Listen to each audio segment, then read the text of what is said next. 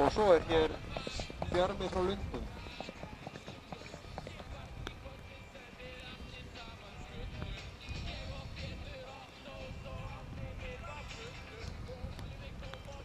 Bjarmi frá Lundum, 8-5 tölt, 9 brott, 8 skeið, 8 stökk, 8 hugli geðsla, 8-5 hefur reið.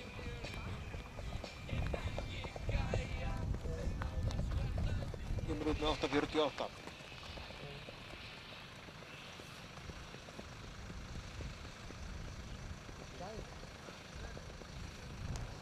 Millir frá Hvítarótti hækkaði úr 7.5 í 8.5 til skeið.